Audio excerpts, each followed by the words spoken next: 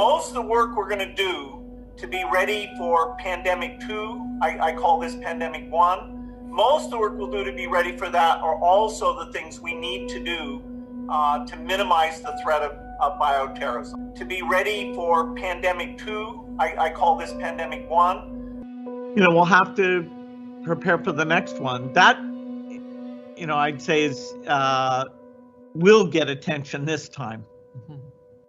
We'll have to prepare for the next one. That, I'd say is will get attention this time.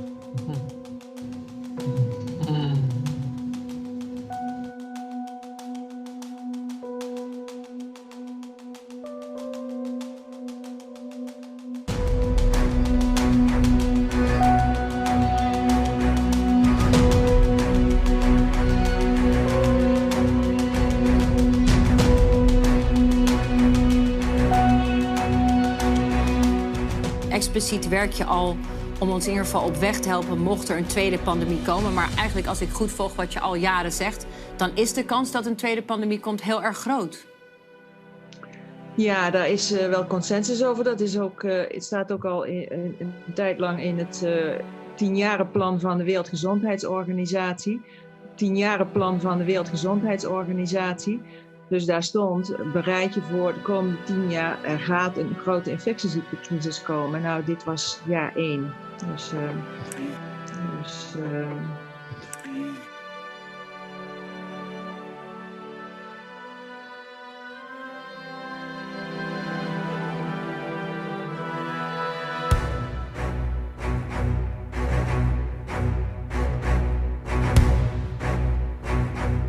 Unless we take the action necessary and we build again in a greener, more sustainable and more inclusive way, then we will end up having more and more pandemics and more disasters from ever accelerating global warming and climate change. So then we will end up having more and more pandemics and more disasters.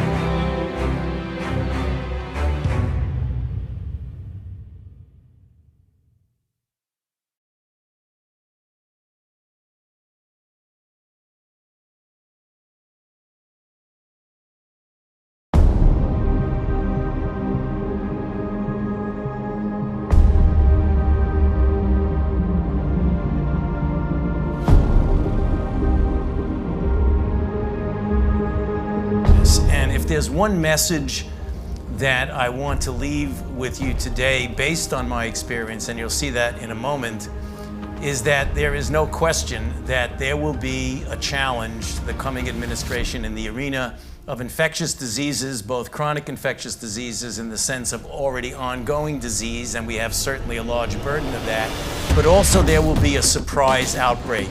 But also there will be a surprise outbreak. But also there will be a surprise outbreak.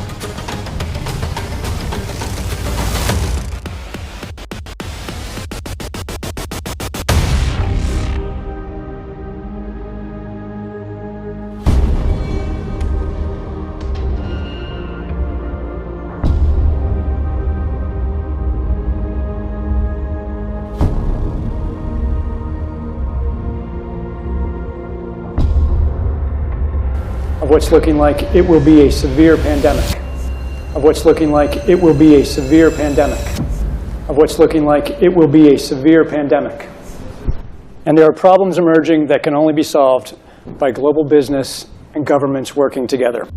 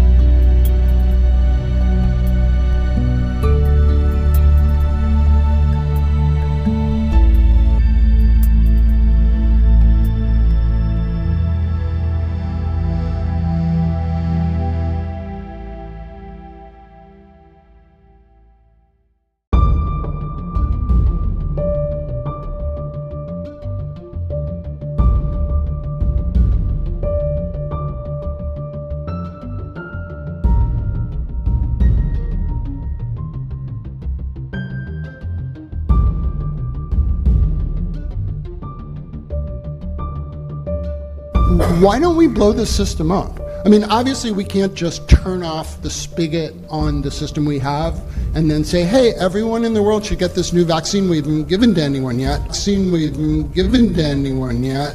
But there must be some way. There might be a need or even an urgent call for an entity of excitement out there that's completely disruptive, an entity of excitement out there that's completely disruptive, that's not beholden to bureaucratic strings and processes. But it is not too crazy to think that an outbreak of a novel avian virus could occur in China somewhere. We could get the RNA sequence from that an outbreak of a novel avian virus could occur in China somewhere.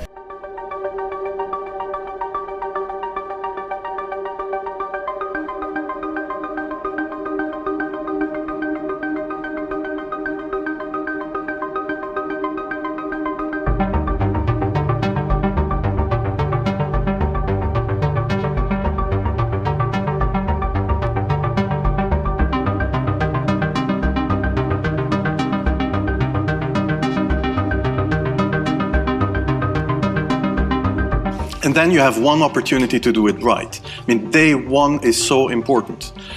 In day one, you start your communication with the press, with the people, and you have to do it right. I mean, you have to go for one voice, one message. You have to be omnipresent that first day or the first days, so that you attract the media attention.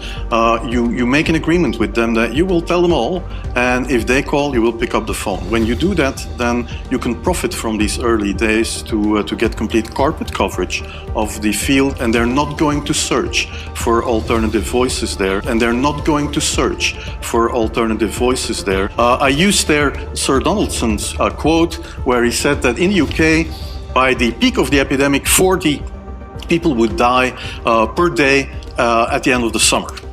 So 62 at that time million people in UK, 40 deaths a day. I worked it out for Belgium.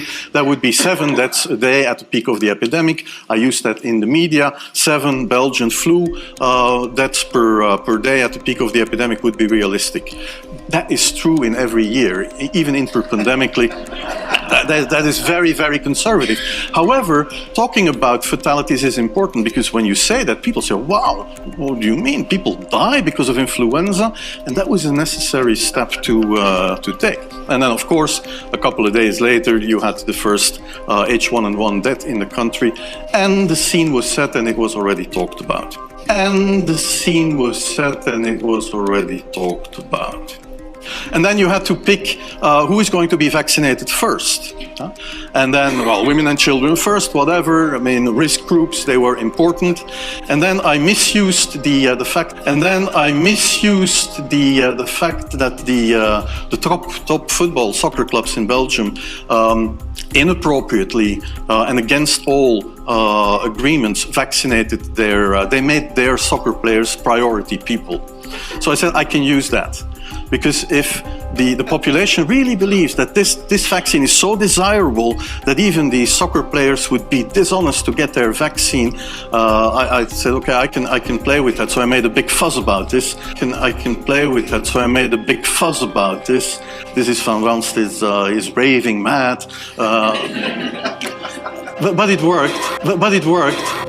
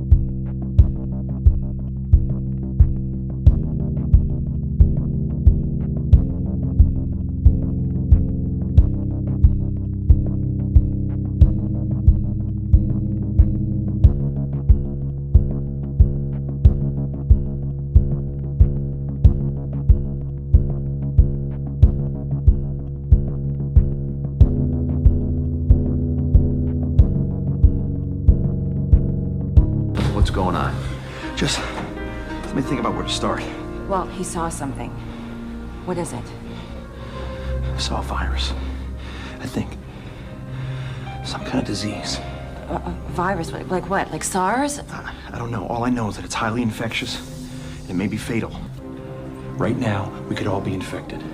We need to make sure that everybody that's inside stays inside. I'm gonna get a few deputies on it. We'll call it a lockdown. Lockdown? No, you cannot lock the school doors with... This is for your family's safety. Maybe we should wear masks. I'm gonna swab the inside of your mouth with this little Q-tip. Damn efficient airborne transmission. It causes high fever and respiratory distress. Whatever it is, it originated in China.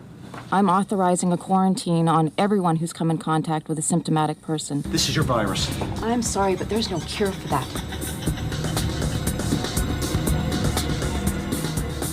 Chloroquine, that's an anti-malarial drug. No. Listen, it suppresses the enzymes.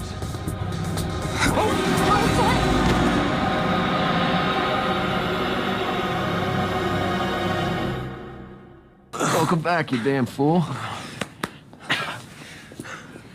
What happened? We started everyone on chloroquine, stopped the thing dead in its tracks.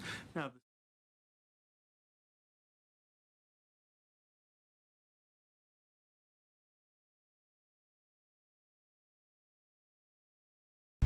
I wish I wasn't afraid all the time, but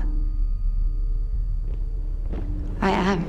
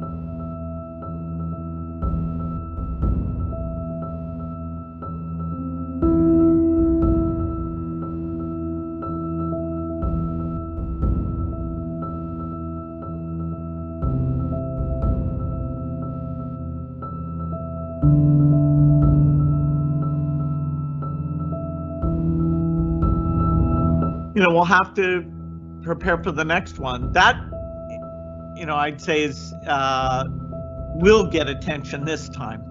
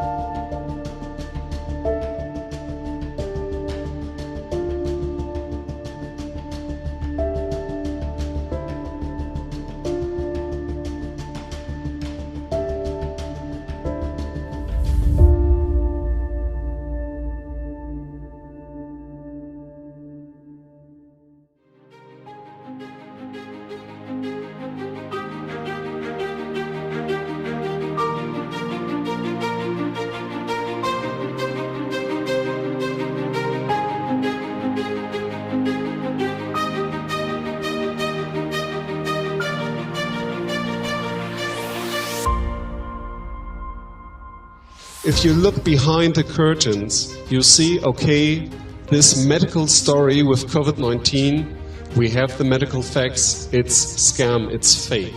So we need to ask who gets the benefit out of this and who has got the power to create this fake. Well, and the target, these are you. You, the citizens, you and the economy. It's about the economy. So COVID-19 seems to be just the cover story.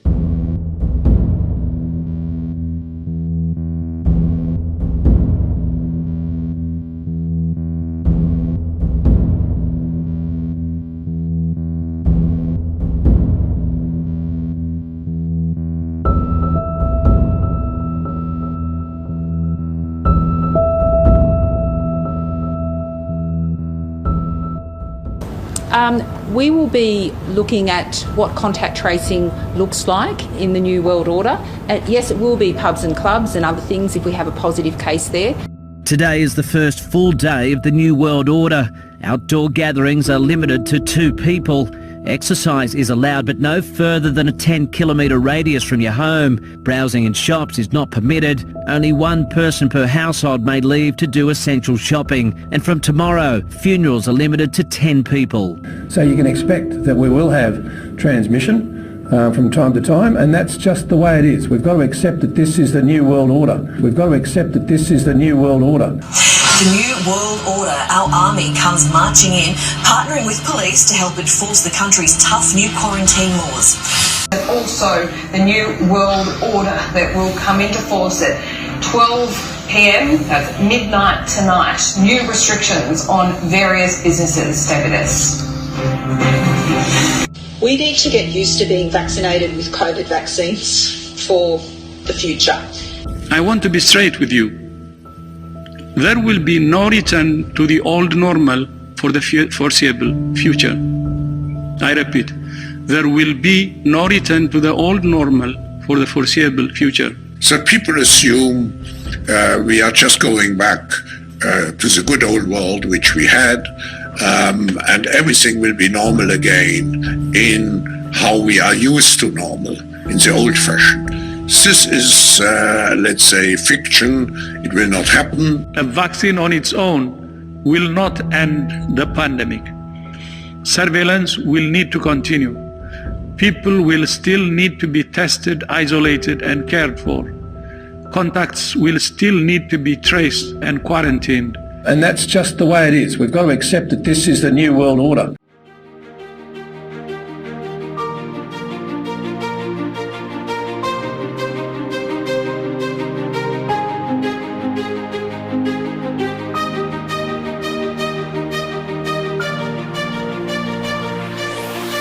Hello, everybody.